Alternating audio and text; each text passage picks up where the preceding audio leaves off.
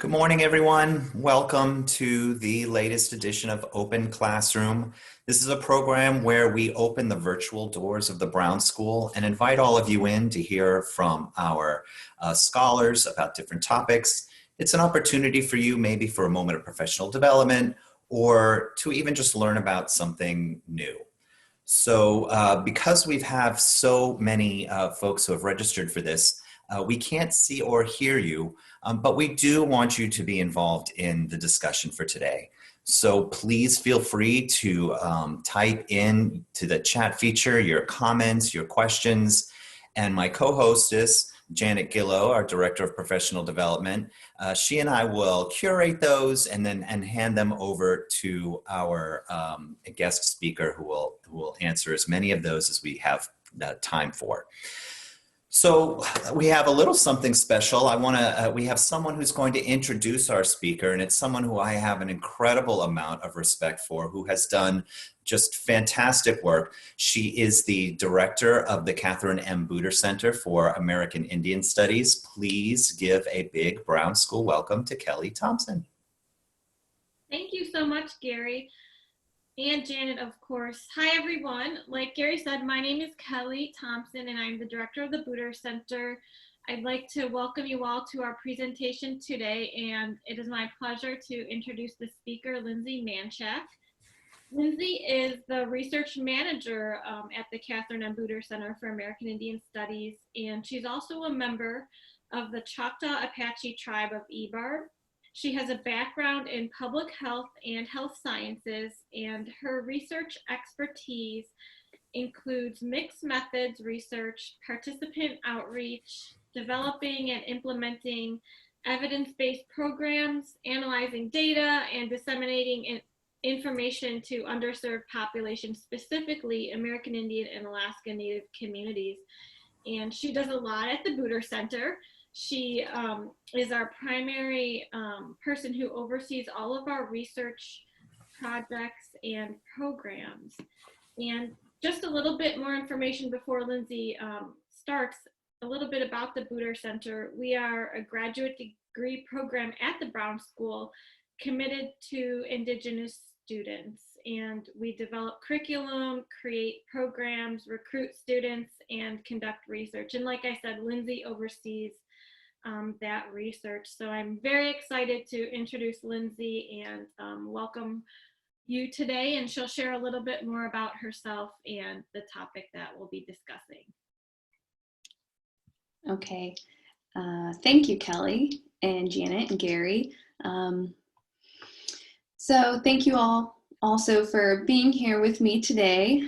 I'm currently in St. Louis at my home, and I would like to begin the presentation by acknowledging that the ground beneath my feet are the traditional, ancestral, and unceded territory of the Illini Confederacy, the Meskwaki people, the Osage people, and all other Indigenous people who inhabited this land, who've passed through this land, and who are currently inhabiting this land.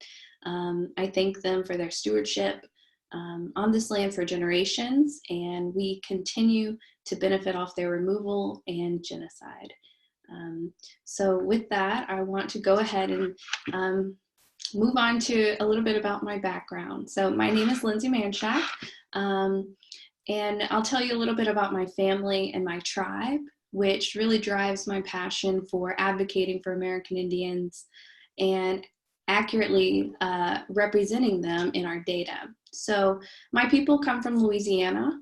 We are the Choctaw Apache tribe of Ebar, and similar to other native tribes, my tribe's ancestral land was stolen, and our people were removed to a smaller area called Zawali. Myself and the descendants of my tribe come from Choctaw Indians from Mississippi, who were escaping annihilation and found refuge in Louisiana, and Apaches who were sold in the slave market in Natchitoches, Louisiana. So we're often overlooked by the state of Louisiana and not always given equitable healthcare access, funding or support, and resources that we need as a community. And so this really drives my work for health equity. As Kelly mentioned, I'm the research manager at the Booter Center, and my work focuses on American Indian access to healthcare quality, but also American Indian higher education.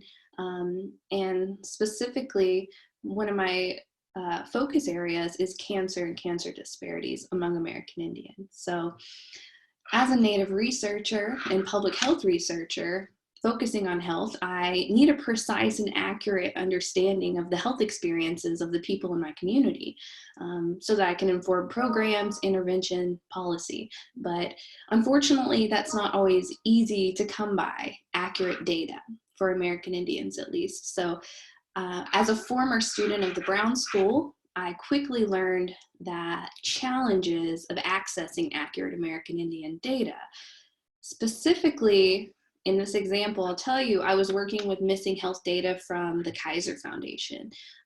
The Kaiser Foundation is a well-known place to go for data and data sets, but as a student trying to finish some of my projects, it was hard to find data that was really suited for me to practice with American Indian populations. And so I kept seeing asterisks, or I kept seeing missing data for any of the American Indian health disparities I was looking at. And so I went ahead and I emailed Kaiser Foundation directly, and I asked, why is this missing, and how can we get better American Indian data? And I even threw in, like, how can I help to collect this data? I was being a little cheeky on that last comment because I really wanted to know what I could do and hold them accountable. And they responded. And this was in 2015 when I was a student, and they said, there's nothing we can do specifically with our surveys because they create their surveys based on United States Census data. And they told me the best thing to do would be to advocate to my people, to American Indian populations, to participate in the upcoming census, which would be the 2020 census, and any other surveys that American Indian people may be a part of. So that's sort of what I've done and what the Buder Center has done. So my mission for today and in general is to highlight American Indian culture and people and make sure that their experiences aren't currently inaccurately represented in the data, and make sure that contemporary American society has a good understanding of the culture. So some learning goals for today. How are undercounts and racial misclassification negatively impacting communities? We'll talk a little bit about what the Buder Center for American Indian Studies is doing to ensure an accurate count of American Indians and other Native people, and how we can support communities most at risk to complete the census during a very difficult time of COVID-19.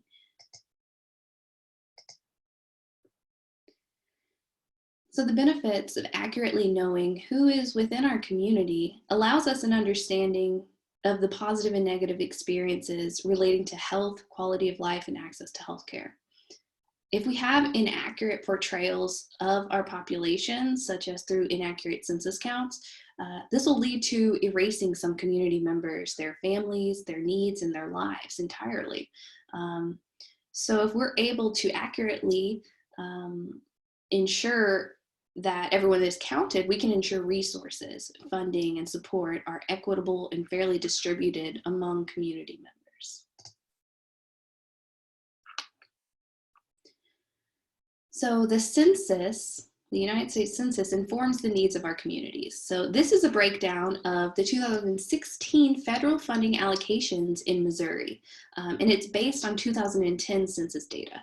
So Missouri received approximately $16.5 billion in federal funding in 2016, which were directly calculated from census data. So what we found and what they found is that a lot of Missourians were undercounted. And so they wanted to quantify that for 2020. And so for every adult or child that is not counted, Missouri will lose an estimated $1,300 per person in federal dollars. And over the course of the next 10 years, that's $13,000 per person that Missouri will miss out on for programs like Medicaid, Section 8, and food stamps. And so low participation in the 2020 census could have some substantial negative consequences for our state. As a result of the 2010 census, Missouri actually lost a congressional seat, and we also lost hundreds of millions of dollars in federal funding. And so as public health and social scientists, we've dedicated our lives to equitable and fair representation, and we have an obligation to give voice to those not at the table and to those not in our data sets. And so through a theory of change model, we can change the narrative from what is commonly heard, like, this is how things are. Sorry, there's just not enough information. And changing that to a new narrative where we activate as universities and researchers and professionals and say, you know, this just isn't good enough. Let's change this because it's vital for our community members. And the census is our opportunity, one opportunity, a very large one, to exercise our ethical duties to use accurate data to solve problems, to close health disparity gaps, and to delineate the needs of all of our community members. So as you can see in this theory of change model, creating the new narrative requires activating our stakeholders, changing levers to the way we want to see things.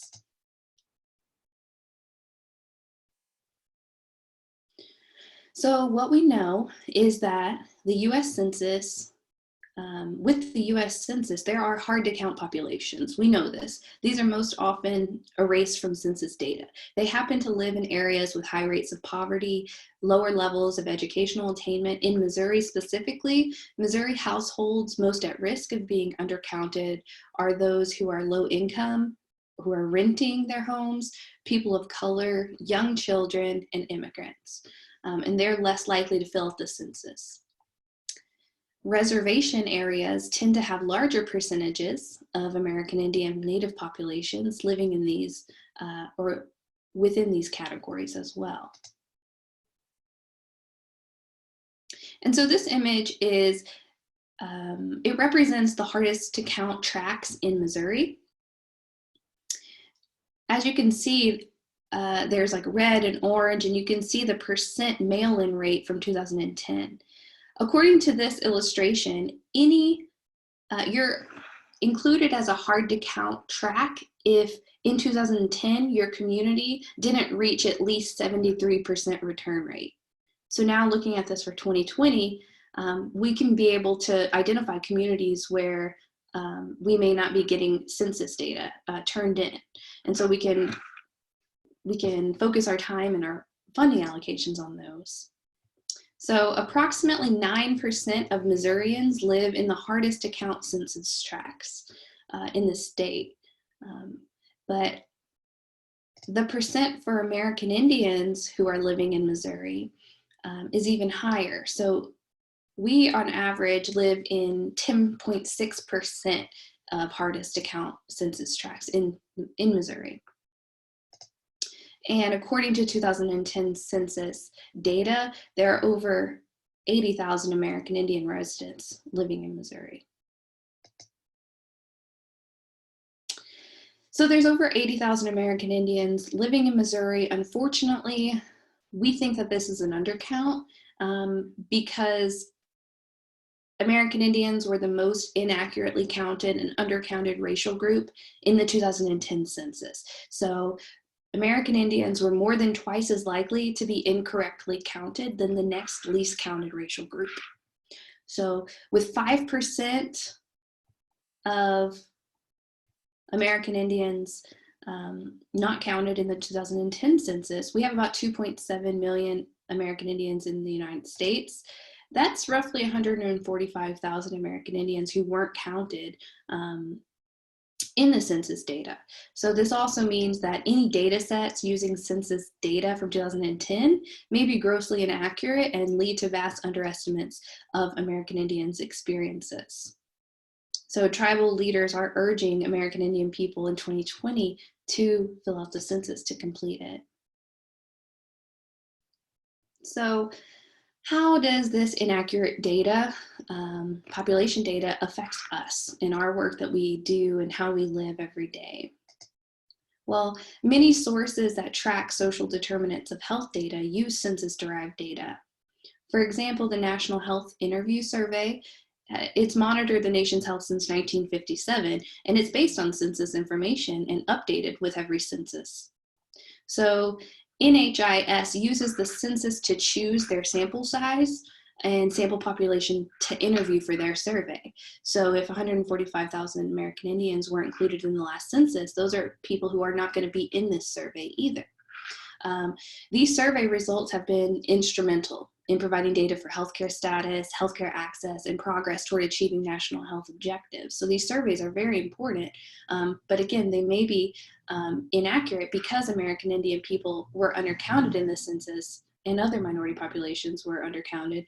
They'll also be undercounted in surveys such as these, further diminishing their needs and their health status and access. This is another example, the current population survey. So this is another important source that we use in public health and as researchers, but this also uses census-derived data, and it's used that since 1940. This survey provides information about our jobs, earnings, education, and other studies within it note the population's social well-being, so we can get an idea of volunteerism, child support needs, health insurance coverage across the states. And it's a huge impact of CPS also obtains a number of unemployed population and their demographics. So it really tells us a lot of good information. But again, minority populations who are undercounted in the 2010 census may be underrepresented in data like this, which is something we commonly don't think about being underestimated. We usually just take it for what it is, but knowing that the census data is underestimated, we can sort of understand and start changing the narrative around data. So the final material that I'll speak to is a book written by the Institute of Medicine. It's called Unequal Treatment: Confronting Racial and Ethnic Disparities in Healthcare. This research has really impacted healthcare delivery, and the realization it brought was that care is not equal, inequities exist, and they must be addressed. So this book and its findings are all derived in part from census data. So we expect that those who are not counted in the census in 2010, because they're not counted, we're assuming based on the hard to count populations that they're already maybe experiencing higher rates to barriers with healthcare, quality of life, educational attainment, access to technology, access to broadband. So it may exacerbate issues this book and other data may cover. So if samples from the census are chosen to inform this research, at-risk populations may be excluded from texts like this. And once we have this understanding, the main takeaway is that the data that we rely upon to mitigate and solve problems can be at its core inaccurate if it's not derived, if it is derived from census data and the census has an undercount. So we have this understanding. We can see that it's our duty as researchers and as universities who are using this census data, which most researchers I know always are using data from the census or data derived from the census, to advocate for the United States to make it a priority to accurately count everyone. So many organizations leading up to 2020 census have really fought to keep the funding for the US Census Bureau. So the United States sort of wanted to decrease that funding over the years, but every year since 2010, smaller groups have advocated, no, we need to keep this funding. So that's one way that they've made change. Another way is that we also need to advocate for increasing the funding because it is not enough. So that we can target more groups that are vulnerable, American Indians, Native Hawaiians, African American communities, Alaska Natives. So we need to make sure that we're always advocating and pushing for more funding for the census. So writing congressmen, testifying before them, letting them know that this is important to us because we're using the data to inform our policy. So I just said why it's important to be mindful of the data that we're using and that we always assume to be correct, but to take it with a grain of salt and always reflect back on what populations may not be represented in this data. And so now we'll turn a little bit to seeing why are American Indians or other populations being undercounted and what can we do about it. So specifically, these will derive from issues relating to American Indian populations because that's my background, but these are also very helpful for other underrepresented communities too. So you can take some of this data and background information and really relate it to other minority communities. So American Indians, usually about $1 billion is dedicated to Indian country based on census data. So that will inform building tribal housing, making improvements to tribal housing, maintaining and constructing roads, providing employment and training programs, among many other things that we know that the census funds that I talked about earlier. Native people specifically have been at risk for undercounts for various reasons. Miscategorizing mixed race data. Oftentimes we're not really looking at how American Indians are being counted within the methods section. So are people using American Indian alone, or are they using the mixed race, American Indian mixed or in combination with the race? So that also depends, and something we should be mindful of looking at those studies. There's been language barriers that have caused American Indians not to be able to fill out the census. Census recently, I think it has added so many new languages for people filling out the census, but still there are no native languages. And so we need our community members to relay that information to elders. Resistance to federal government activities due to historical mistrust. So American Indians and their relationship with the federal government has not always been good, and so that leads to distrust and some individuals not wanting to put their information out there and give it to someone else. And finally, there's a lack of cultural, knowledgeable census takers to really help American Indians if they're enumerating them, if they're coming to their door, to say, write down your name, make sure you write down your tribal information, or can I have your tribal information, to make sure that that's something. So we're also advocating for that. It's important to understand the tumultuous history of counting American Indians in the United States. The first census started in 1790, and from 1790 to 1840, American Indians were not counted in any of these censuses, although they were there, of course. From 1860 to the early 1900s, there was a very limited number of American Indians who were counted, and those were living in general populations and on reservations. So once again, it's probably a gross inaccurate looking back at that data. And it wasn't until 1924 that American Indians were finally granted citizenship through the Indian Citizenship Act to be considered American citizens. And so it took an additional 40 years after they were granted citizenship before self-reporting of tribal information replaced census takers' mere observation. So I'll just stop there for a second and talk about what that means. So between 1924 and 1960, for those 40 years or so, American Indians weren't allowed to actually write in their own information. A census taker would come to their door and they would simply look at them, and if they thought they were native, they would write that down. They didn't write the tribal information down if they didn't know it, or if the person didn't just tell them that. And so after 1960, American Indians actually finally got the right to write in their own information. So that's only in the past 60 years of United States history have American Indians been able to write in their own census information. And so through generations, we're still lacking behind, and we see that a lot today. So in addition to not being allowed to be counted at certain periods of time in American history, for example, members of my tribe chose not to count themselves as American Indian. because of racism and prejudice against them and what it meant for Native Americans in Louisiana at that time. And so this led to even further undercounts of Native people in the census since 1960.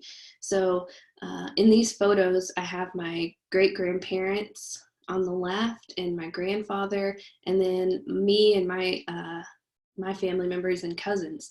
And we sort of left Louisiana and came to Missouri because of the lack of access to basic rights, basic healthcare rights that we had whenever we were growing up, and access to water. They wanted better things, so they brought us here. But I heard a lot of stories about us my grandfather particularly and his sisters not telling anyone, and their parents telling them not to tell people they were American Indian. And that surely has affected the counts of American Indians that we see today. In addition, there's cultural loss that happened. There was removal off indigenous lands and cultural identity issues that today we still have Native people who may not be counted as American Indian for many reasons. They may have been removed from their tribal land. They may not be near their reservation or their tribal kin. And many are now mixed race. And that data, mixed American Indian, is often lost within research, statisticians and methodologists. So we have to make sure we advocate for them to use both American Indian alone and mixed race to really cover the true diversity of American Indians. The left picture shows an American Indian boarding school, the Carlisle Indian School. And these American Indian boarding schools, the point of them was to assimilate American Indian children. And so this has only happening since 1900s all the way to most recent 1990s maybe. And so it's something that's intergenerational. We've learned about this from our parents and our grandparents. And many American Indians who I talked to have experienced themselves going to boarding schools. And what boarding schools did is it forcibly removed the children, American Indian children, from their parents in the hopes to assimilate them. And it caused a major cultural identity loss, including language, health, medicine, how to help with mental health and physical health, so medicinal plants and hunting. And so this image is a Navajo student when he entered the Carlisle Indian School on the left. So you can see that he's wearing his traditional regalia. He has long hair. And then on the right, 3 years later, you can see how more assimilated to mainstream society he looks. And because of that culture loss, we have a lot of American Indians who may be enrolled members of a tribe, but may be removed from their tribal lands, and they may have their own reasons for not choosing American Indian on the census. And so we have to make sure that all American Indians are counted on the census, regardless of the loss that they've experienced. It's very important to really capture that. And the Booter Center has promoted the last 2 censuses. So we continue this tradition in 2020. We know because there was a study that came out, CBAM survey in 2010, it showed that American Indian people and Asian Americans were the least likely, they had the least overall intent to respond to the 2020 census. And so that's quite alarming. They were less likely to think that responding to the census was important.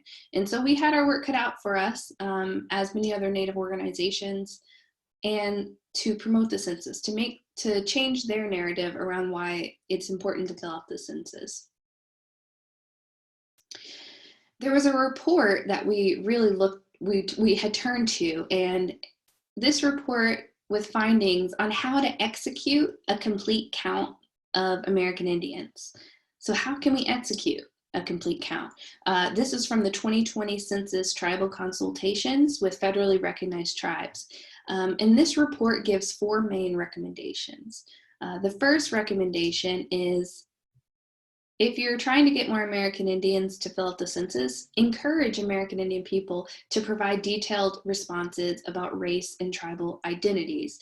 Make sure that they're writing in their tribes and their tribal information. And so that was one of the first recommendations. They say use a trusted community voice because it'll help inform citizens about the importance of census, the importance of filling out the census. So a trusted community voice, having that in promoting the census is very important. The third recommendation is to place 2020 census communication messages in tribal media channels, making sure that it's not just mainstream media channels that are saying promote the census, but it's actually our tribal media channels that are telling and advocating for this for American Indians. Number 4, create culturally appropriate messaging. Part of what the CBAM study had done is it really told us, not only for American Indians, you can look at the survey and it says it for a bunch of different populations. So people who rent, people who are LGBTQ, young children, all of these populations, why are they not being counted? That's what it asked. And the survey showed that specifically for American Indian populations, they were very concerned with their confidentiality. And so they wanted to make sure that no one was getting their information. It wasn't going to be taken and used against them in some way. And so we needed to make cultural appropriate messaging that made sure they knew it was confidential. So that they would be more likely to fill out the census. Cultural continuity, they wanted to make sure that it was okay with their tribes, and tribes came together and they were like, yes, it is important for us to fill out the census and to get a complete count so that we can get the funds that we need within our communities. So that was another important message. We talked about roads, houses, hospitals, all the things that the funds would be used for. And finally, how the census secures funding for community programs was very, very important. They wanted to make sure that when we had those messages that we brought up those things. So Section 8 housing and food stamps, all of those things, Medicaid, all of that would be informed by census.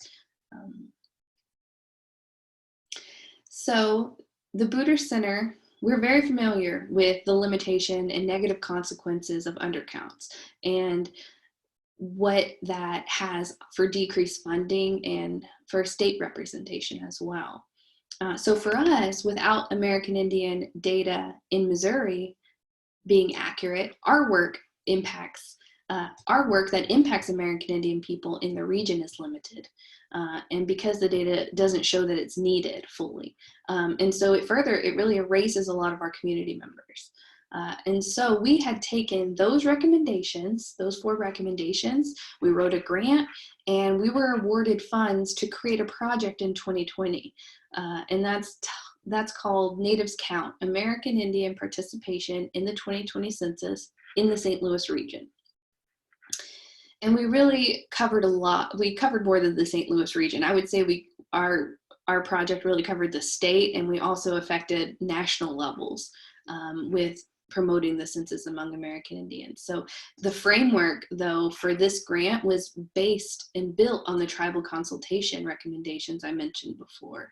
So now I'm going to go into the background of the project. I'll just let you know, this was a St. Louis Regional Fund grant. It's a component fund of the St. Louis Community Foundation.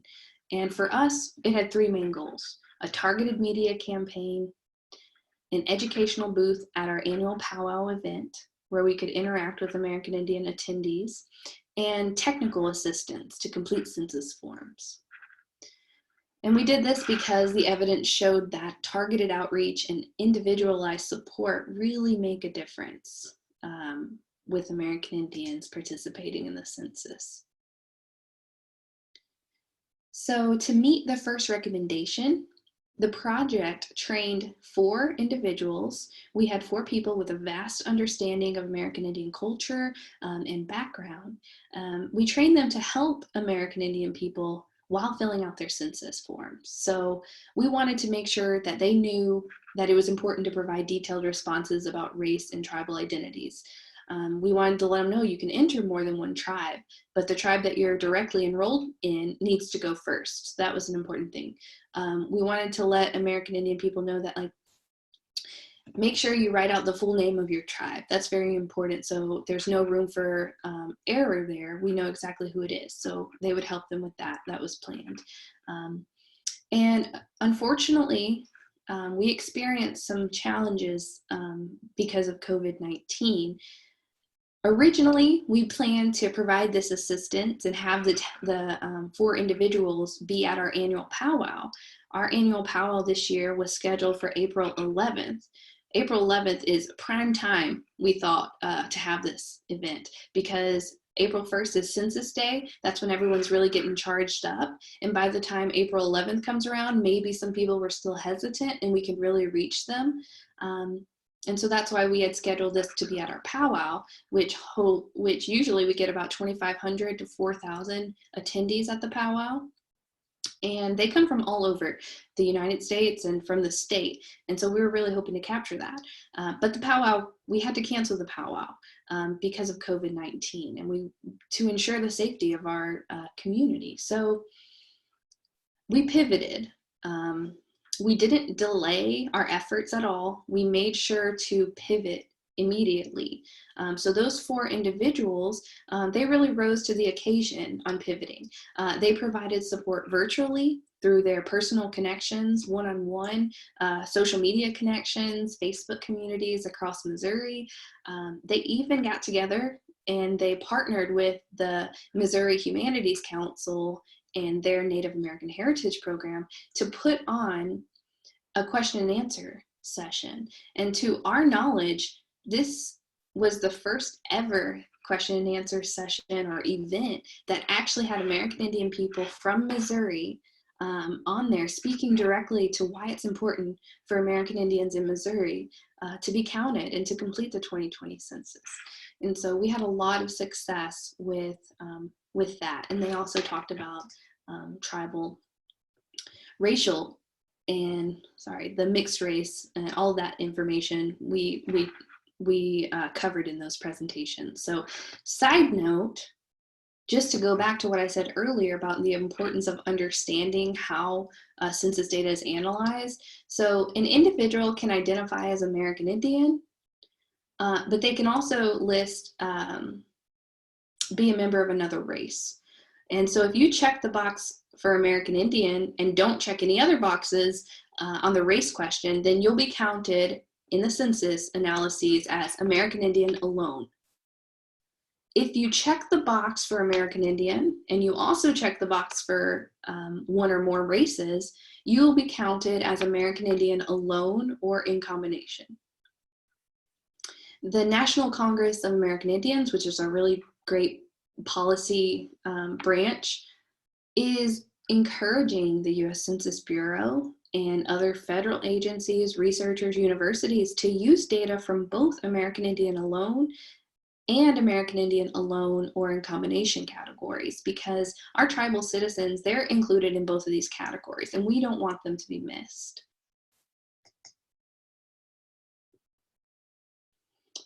So recommendation number 2, based on the framework that we used, is use a trusted community voice. The Booter Center has been around. 2020 is our 30th anniversary of the Booter Center. And the Booter Center has been supporting American Indian students at the Brown School for 30 years and also American Indian community members in our area and in Missouri. And so we leveraged our community trusted voice and promoted the census participation among our local community members. Our plans originally were to provide those community members an opportunity to complete their census at the powwow, but we, like I said, pivoted, but we still were able to spread the word pretty well. This is a photo from one of our events that we have. This is just outside the Brown School. From Indigenous Peoples Day. Every year we hold a candlelight vigil, and community members and students and staff and faculty from the Brown School all gather and we celebrate American Indian culture, and it's very beautiful. So the third recommendation from the tribal consultations was place 2020 census communication messages in tribal media channels. And so we did that. The Booter Center posted 2 ads in the well-known online news outlet called Indian Country Today in their weekly newsletter, which reaches over 79,000 subscribers. And if you haven't heard of Indian Country Today, it is an independent, native-owned, reservation-based business. and it's used by many Indigenous people to get information. So they cover so much of Indian country, what's going on there, what's going on with COVID within these communities, and the census as well. And so we thought this was a really great way, great place to put our ad. And our ad was twofold. It had two purposes. We wanted to make sure American Indians would know that we were having a powwow, and we were gonna try to decrease those barriers to technology, Wi-Fi, because we had iPads and we have internet, so they could fill out their census without needing that. They also had assistance for putting in tribal information, and then we wanted them to come to the powwow to do that, but we also put in there some of those targeted media or targeted messages on how it's an opportunity to provide a better future.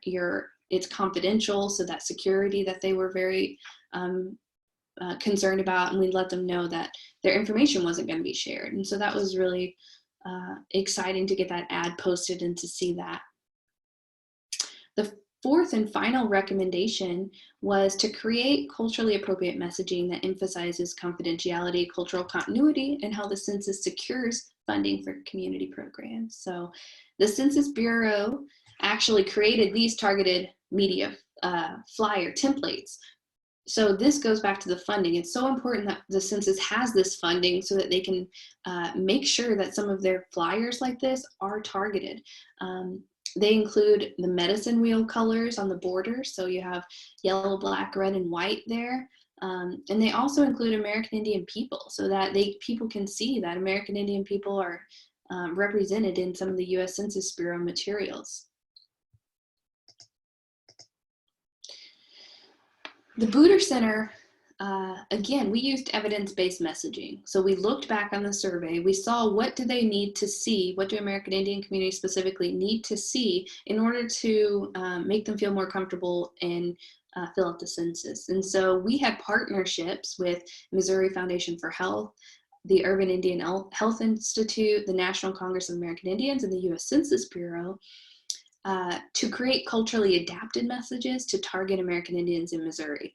This is an example of our census challenge that we posted on our Booter Center website, our Booter Center Facebook page, to get people to spread the word about the census. And so it was a very fun challenge. All they had to do was share it, and it helped spread the word. And so that was exciting. Starting in January, we posted bi-weekly census messages where we would make personalized messages saying why it's important for American Indians to fill out the census. So we used our trusted voice through our Booter Center Facebook page to do that. So we need to make sure, of course, that communities aren't being undercounted even more because of COVID-19.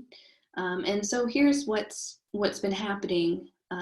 So the census timeline, the census starting in January, the census starts to count individuals in Alaska. And in mid-March, households receive an invitation to respond online, through paper, or by phone. But of course, COVID hit very hard in the middle of March, and so some of those census operations were pushed back. And so really the critical time that the census was trying to get everyone to know that they could fill out the census or that it was important, that was mixed in between COVID-19 and the fear that was bringing and the changes that it brought. And so Census Day is observed nationwide as April 1st, but that's just a reference day. That doesn't mean that's the only day that you can fill out the census. And so what the Booter Center has done between those times is that we started promoting the census heavily in January. So I felt like we were really ahead of the game, which was awesome. And it's important to be ahead and get those messages out. So we also held informational sessions throughout the months that included some of the information I already said, Q&A sessions. We had a presentation for our American Indian graduate students at the Brown School, and they had some really great questions, and they shared with their families the importance of census as well. And we distributed hundreds of promotional 2020 census material that was donated to us from the U.S. Census Bureau and that we were planning to have at the powwow. So we had a lot, and we had to bring that home with us when we had to start working from home. But we were able to donate we had drawstring bags that have 2020 census on them. We donated them to St. Louis public school systems, and they actually put food in them, and that's one of the things that they handed out food in. So that was really a great experience for us to be able to give that promotional material to communities in St. Louis despite COVID-19 pandemic. So instead of getting, let's see here, the US Census Bureau adjusted its operational census efforts. So this is the revised schedule. So instead of the census response phase ending July 31st, it ran until the end of October. So we still have plenty of time to spread the word about the importance of completing the census.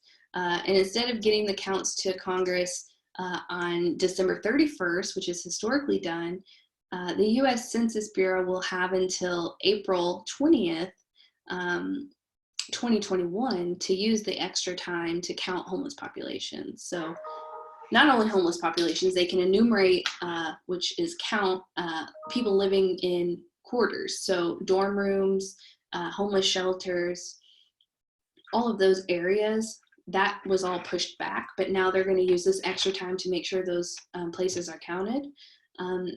And also, they'll need to follow up with people who didn't respond. One of the main jobs of a census taker is to wait until after people have already responded, to go out to the places that people haven't responded, directly knock on their door and ask them to fill out the census. And so that's been pushed back because of COVID.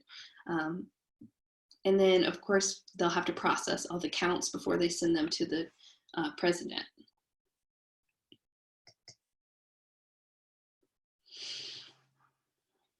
So in summary, going off everything I said today, there's a lot that we can do still to have people fill out the 2020 census. So go ahead, promote the census by speaking to your family and your friends. You can tell them, it's like such a catchy place to go, my2020census.gov. That's where it links directly to your census form. So share that message with them. It seems like a long time out, but I will say, get ready for the 2030 census by signing petitions that you see come up, making sure you're talking to your congressman about the importance of that data, the importance of that funding to make sure that that's not decreased. And also hold your organization, your schools, your university, or your department accountable. If you're using census data in your work, or if you're using census derived data in your work, you truly have an obligation to make sure that everyone is represented in that data. And the census is one of our main places that we can really exercise that duty. And then I will show, these are some resources that I put here, and this PowerPoint will be posted later, and so you'll be able to click on these links. But this is an updated census schedule, and that's the link to that. It'll tell you when to expect some things happening with the census. I think usually the data for 2020 census will be released in 2022. That may be moved back to 2023 now, not sure. And the next one is the Booter Center's Natives Count webpage. So we have, oh wait, I'm sorry, no it's not. It's the US Census Bureau outreach material. So those flyers that I showed you earlier, those are for American Indian populations, but if you go to this link, you can see ones that are specific and created in partnership with African American communities, Asian American communities, LGBTQ communities,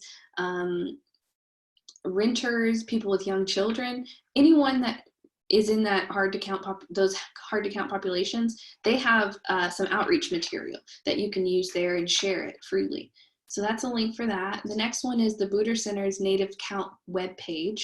On our website, go ahead, check out the Booter Center's Natives Count page. We have material for American Indian, information about how to fill out the census, and some of the things I talked about with the tribal information is broken down there.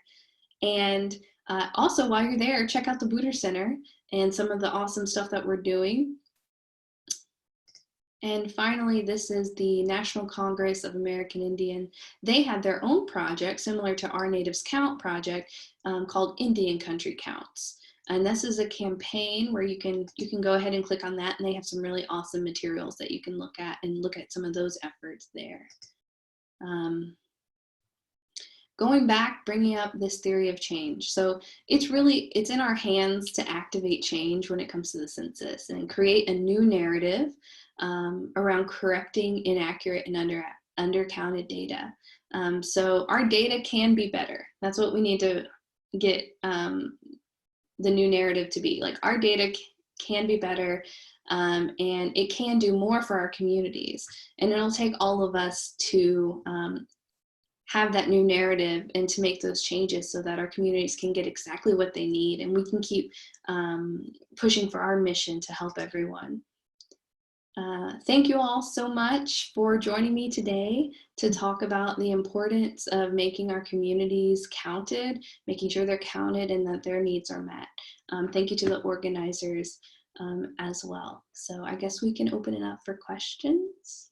Absolutely. Lindsay, thank you so much. And wonderfully informative, not always easy to hear information, obviously, but I love hearing your story of how being a Brown School student with a cheeky question for the Kaiser Family Foundation has led to a professional mission for you and really being at the forefront of affecting the change that you wanted to see. So thank you so much for sharing all of that. And, you know, throughout the chat, we had the opportunity to see that some of this information about the history was new to our audience. Some of it was new to me also. And it is shocking and certainly shows us the work that we have to do yet.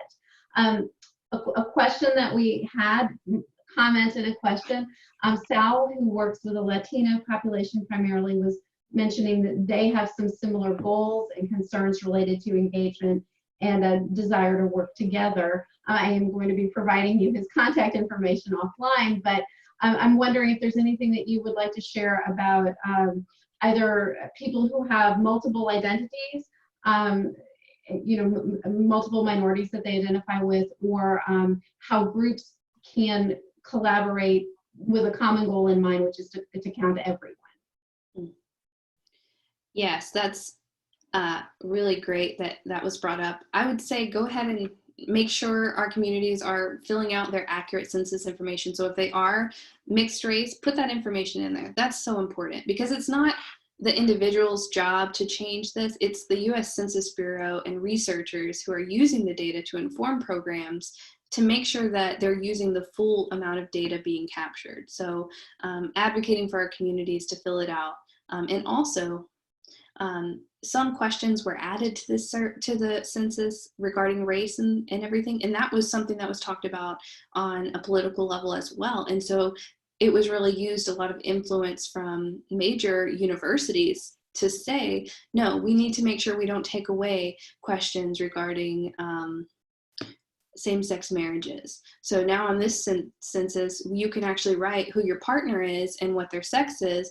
And so those populations are going to be represented on the census. So it's so important that everyone make sure that their communities are accurately, to the best of their ability, filling out the census. And there have been so many inspirational partnerships across minority communities, underrepresented minority communities. In St. Louis even, we have partnerships with individuals in the African American community and other lower hard to count populations in census tract areas. And that has really been helpful because we've learned from each other about what's important to our community members. Because yes, we know their background, we know they're American Indian, but they live in the same community and they have a culture within their community. And it's important to try to meet with other people who are doing this work, because for us, it was very helpful to see. With our census challenge, that was something that we saw some other communities do, and we were like, oh, we can do that. We never thought about it. We really wouldn't have probably considered it had COVID-19 not hit us and not let us do our powwow event. But this was a way that, you know, we've learned to do a census challenge, and that's because of other groups doing those things. So Yeah, and we can connect. We have a lot of information for other groups. So yes, please send me that person's information and I'm happy to talk with them and connect them with other groups. Terrific. And let me just add my voice to Janet's and thanking you so much for an incredibly informative and enlightening presentation. And I want to share a question that Devin has. He says, are there a number of American Indian reservations that don't have street addresses? And does this pose a problem to the census collection? So there are places in areas that don't have street addresses in reservation communities, because if you don't know, reservations are some of them are very large. Navajo Nation is a very large community, but it's also a very rural community. And so they have dirt roads, places such as Alaska, you have to fly a helicopter to even get to the community. So there are many barriers due to address situations with American Indians specifically, but also other individuals who may not have a physical address. And so we like to tell community members, well, not we personally, we didn't come up with this, but what we've really learned from the recommendations from our tribal leaders is that people who don't have an address or something, like, they should still be counted. And so if you have a family member who doesn't have that, it's really helpful if you can count them on your census. Same with homeless populations. Usually homeless shelters will try to enumerate because they're part of that larger group home living. They're going to count their individuals, but there's other people who know homeless people who don't go to homeless shelters. And so talk with that person, should they be included on your census so that they're covered.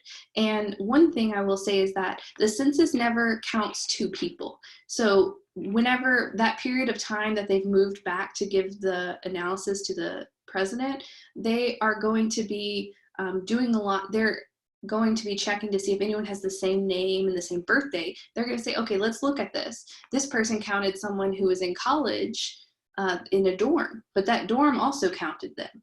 And so they're not going to not count that person. No one's ever going to be undercounted that way. They're going to be looked at. It's going to be dropped from one, but that's where the phone calls come in. So enumerators will call you specifically and ask to clarify.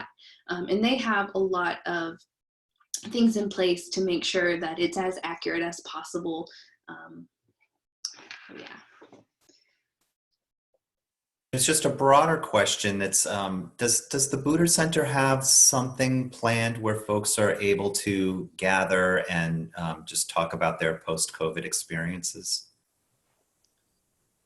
Is Kelly on the line, or does Kelly? She is. Okay. Yes, I'm here, and I saw that question, and of course we're still planning what that may look like in the future and thinking through how we can engage our community virtually now. And so we're in the process of planning that, and I invite you to check out our website, and you can subscribe to our email. So when we have those events and those programs virtually, and then when we get to gather in person again, you'll receive those announcements. Wonderful. And let me just not miss anything. Okay. And I just want to offer, the support of both Janet and me. Any way that we can help you with that event, we're happy to do that. Since we only have a minute or so, I want to offer you opportunities to just make some closing comments, both Lindsay and then Kelly. Of course, you're always welcome as well. So just thank you so much for attending this presentation. This, you don't know it until you know it. And now you're attending this presentation, and I think that's the first step on promoting the census. So thank you for attending this. If you see material on Facebook, go ahead and share it. It really does make an impact with your friends and family. So thank you so much. Yes, thank you, Janet and Gary, for providing the center an opportunity to share some of what we're doing and to share this important information about our Indigenous people. So thank you. Well, thank you so much for partnering with us, for providing this information. It's our absolute pleasure to do this, and an open invitation to come back at any point with updates and work together. I see that we're at time, so I'm just going to close this out with program notes of what's coming up on Open Classroom. On Tuesday, we have a double header of events. So in the morning at 10 a.m., we're partnering with Clark Fox Policy Institute, a program, Good Intentions Aren't Enough, related to early childhood care. And then we're back on at 12:30 in the afternoon, Privileging Equity and Pivoting to Prevention After the Pandemic. Say that one 10 times fast, with Daryl Hudson. Registration will remain open for those events through the holiday weekend. Please do visit our website and sign up if you'd like to join us. And with that, we sign off wishing you all healthy and safe wherever you are. Hope to see you back again soon. Take care.